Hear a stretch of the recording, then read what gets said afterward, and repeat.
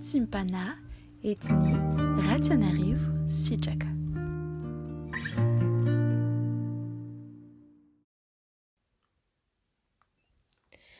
Que la grâce et la paix de notre Seigneur Jésus-Christ nous soient adressées ce matin. Prions. Seigneur Jésus-Christ, nous te glorifions et nous t'honorons, Seigneur, pour ce que tu fais. Merci, Seigneur, de nous faire grâce de ta bonté, de ta bienveillance à chaque instant de notre vie. Merci, Seigneur, de nous permettre d'être réveillés ce matin, d'être encore dans ce souffle de vie que tu nous accordes, Seigneur Jésus-Christ. Ouvre notre cœur et nos pensées, Seigneur, pour entendre et recevoir ta parole ce matin. En ton nom, Jésus-Christ, nous prions. Amen. Nous allons ouvrir notre Bible dans Genèse chapitre 21, versets 22 à 34. Genèse chapitre 21, versets 22 à 34. Il est écrit au nom de Jésus. En ce temps-là, Abimélec, accompagné de Picol, chef de son armée, parla ainsi à Abraham. « Dieu est avec toi dans tout ce que tu fais. Jure-moi maintenant ici par le nom de Dieu que tu ne tromperas ni moi, ni mes enfants, ni mes petits-enfants, et que tu auras pour moi et le pays où tu séjournes la même bienveillance que j'ai eue pour toi. » Abraham dit, « Je le jurerai. » Mais Abraham fit des reproches à Abimélec au sujet d'un puits d'eau, dont s'étaient emparés de force les serviteurs d'Abimélec. Abimélec répondit, « J'ignore qui a fait cette chose-là, et tu m'en as point informé. Et moi, je ne l'apprends qu'aujourd'hui. » Et Abraham prit des brebis et des bœufs qu'il donna à Abimélec. Ils firent tous deux alliance. Abraham mit à part 7 jeunes brebis. Et Abimélec dit à Abraham, « Qu'est-ce que c'est cette brebis que tu as mise à part ?» Il répondit, « Tu accepteras de ma main ces 7 brebis, afin que cela me serve de témoignage que j'ai creusé ce puits. C'est pourquoi on appelle ce lieu Beer-Shéba, car c'est là qu'ils jurèrent l'un et l'autre. Ils firent donc alliance à Beer-Shéba. Après quoi, Abimélec se leva avec Picol, chef de son armée, et ils retournèrent au pays des Philistins. Abraham planta des tamarisques à Beer-Shéba, et là il invoqua le nom de l'Éternel, Dieu de l'éternité. Abraham séjourna longtemps dans le pays des Philistins. Amen. Ici, nous retrouvons Abimélec, celui qui avait enlevé Sarah, en pensant qu'elle n'avait été que la sœur d'Abraham, qu'elle n'était pas donc sa femme. Et remarquons ici la déférence, la manière dont Abimélec agit à l'égard d'Abraham. Abimélec n'était pas directement responsable de la violence commise par ses serviteurs. Ce n'était pas lui qui avait été violent à l'égard des serviteurs d'Abraham ni d'Abraham. En réalité, c'était ses serviteurs qui avaient commis ces violences.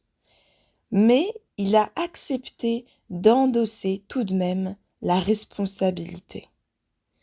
En effet, on voit ici que Abimélec fait alliance avec Abraham pour finalement éteindre ce conflit. On comprend donc que Abimélec est un homme responsable. Oui, il est responsable, ce qui est une bonne chose, mais il y a surtout quelque chose de particulier que Abimélec admet ici. En effet, nous regardons au verset 22. « Dieu est avec toi dans tout ce que tu fais. » Et c'est ce que Abimélec dit à Abraham. Abimélec sait donc que Dieu est avec Abraham et que Abraham réussit tout ce qu'il fait grâce à Dieu. La faveur de Dieu repose sur Abraham.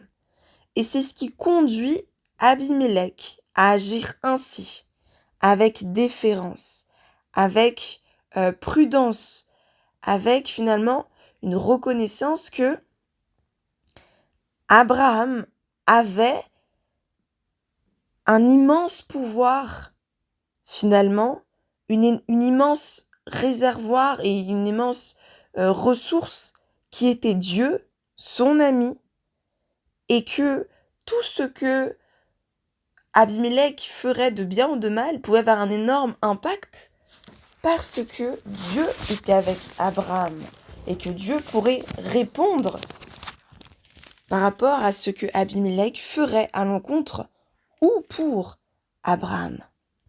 Nous aussi, chère famille en Christ, nous sommes décrits comme étant les amis de Dieu et non pas seulement ses serviteurs. Par ailleurs, nous sommes aussi pour ceux qui l'ont accepté et reçu, enfants de Dieu. La parole de Dieu dit que, mais à tous ceux qui l'ont reçu, à tous ceux qui l'ont accepté, en parlant ici de Jésus-Christ, la parole de Dieu devenue chair, il lui donne le pouvoir de devenir enfant de Dieu. Et c'est ce que nous sommes. Et donc nous n'avons pas évidemment Dieu à disposition, mais nous l'avons à nos côtés et en nous. Et nous ne devons plus ignorer cela. Si nous avions conscience que nous étions enfants de Dieu, que Dieu est pour nous, que Dieu est avec nous, que Dieu est notre ami, exactement comme il l'a été et il est l'ami d'Abraham, alors nous nous en serions fortifiés et puissants. Et ce peu importe notre âge, notre taille, notre origine sociale, notre ethnie, notre profession, notre place sociale dans la société d'aujourd'hui, parce que notre place et notre puissance finalement ne dépend pas de nous, ni de ses caractéristiques, mais dépendent de Dieu. Or, Dieu est illimité. Dieu n'a point de limite. Regardons à l'histoire de David et Goliath. David était petit, Goliath était immense, et c'est pourtant David qui a vaincu Goliath. Regardons Gédéon. Gédéon n'était pas puissant, et pourtant Dieu le qualifie de vaillant guerrier, désormais, parce que Dieu était à ses côtés.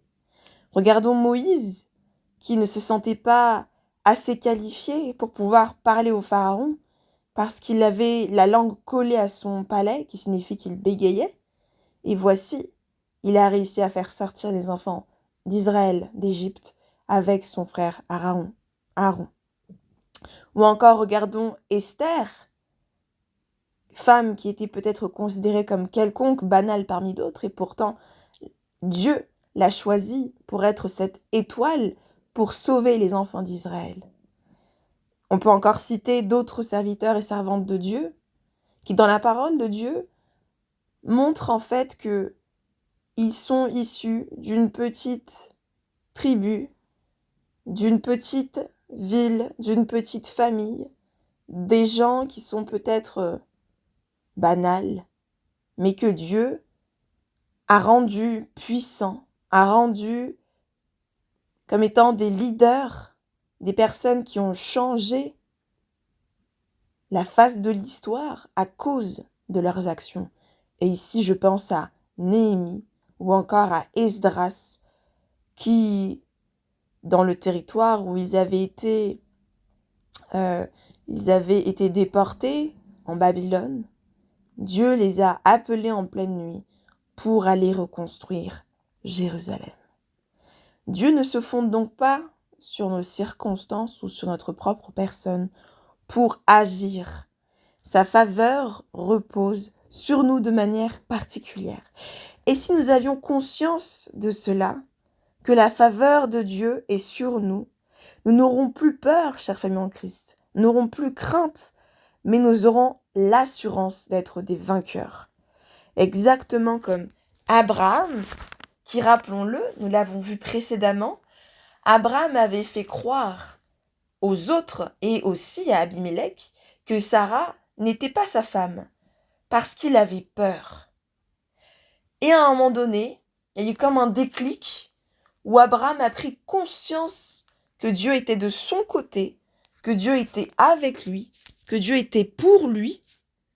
Et alors, Abraham a pris conscience de cela et finalement, il a osé se dresser pour ce qui est juste. C'est pour cela qu'au verset 22, nous avons Abimelech qui dit « Dieu est avec toi dans tout ce que tu fais ».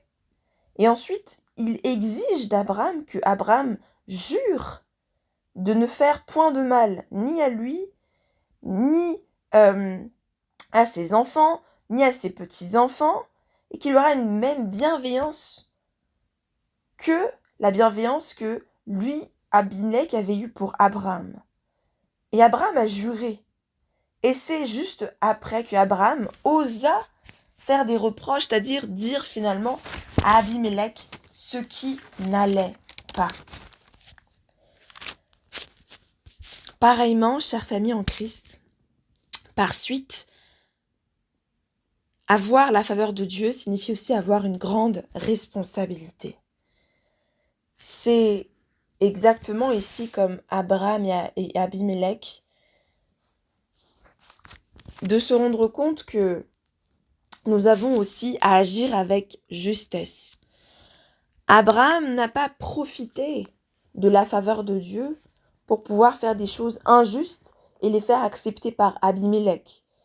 Abraham n'a pas abusé de la grâce de Dieu, de la faveur de Dieu pour dominer injustement sur Abimelech ou sur d'autres de ses descendants ou même sur le territoire qui lui avait été donné de demeurer. Au contraire, paisiblement, Abraham a pris sa place, dignement. Nous également, nous avons à prendre notre place, mais ne nous conduisons pas comme le monde. Jésus-Christ avait répondu aux disciples. Les disciples avaient dit, qu'ils étaient très heureux et très contents que les démons les obéissent. Et Jésus-Christ leur a répondu, ne vous réjouissez pas que les démons vous obéissent, mais réjouissez-vous que votre nom soit écrit dans les cieux, dans le livre de vie. Cela veut dire que même dominer sur les mauvais esprits que nous sommes appelés à dominer, finalement, ce n'est pas ce qu'il y a de plus important. Au contraire, ce qui compte, c'est que notre nom soit inscrit dans les cieux et que dignement, nous prenions notre place d'enfants de Dieu, de personnes qui soient intimes de Dieu et exactement comme Abraham, de reconnaître cette faveur de Dieu et d'en bénéficier avec sérénité, avec paix. Et enfin, après avoir eu la faveur de Dieu, que ce soit dans son alliance avec Abimelech, mais aussi par le fait que Abraham puisse demeurer longtemps dans le pays des Philistins, territoire où il était étranger, eh bien, Abraham rend toute la gloire à Dieu. C'est pour ça qu'il y écrit au verset 23 que Abraham planta des tamarisques à Beersheba, c'est-à-dire des arbres, et là, dans ce lieu, il invoqua le nom de l'Éternel, Dieu de l'éternité. Et ici, c'est un nouveau nom de Dieu qui nous est cité, Dieu de l'éternité, Dieu qui a pouvoir depuis toute éternité et pour toute éternité, qui n'a point de limite, qui n'est point limité par le temps, ni par les circonstances, ni par les gens, ni par les choses qu'il a créées, parce que tout simplement, il est éternel et infiniment puissant. Il rend donc honneur à Dieu, et nous sommes aussi appelés à rendre honneur à Dieu pour la faveur qu'il nous donne à chaque instant. Prions. Seigneur Jésus-Christ, merci parce que tu nous apprends aujourd'hui que Ta faveur, Seigneur, repose sur nous d'une manière particulière, tout comme cela a été le cas d'Abraham. Abraham qui a été qualifié comme étant ami de Dieu. Et aujourd'hui, Seigneur, parce que nous t'avons accepté comme notre Seigneur et Sauveur, nous sommes aussi appelés amis de Dieu. Mais davantage, nous sommes appelés et nous avons le pouvoir de devenir enfants de Dieu, comme cela est écrit dans Jean chapitre 1.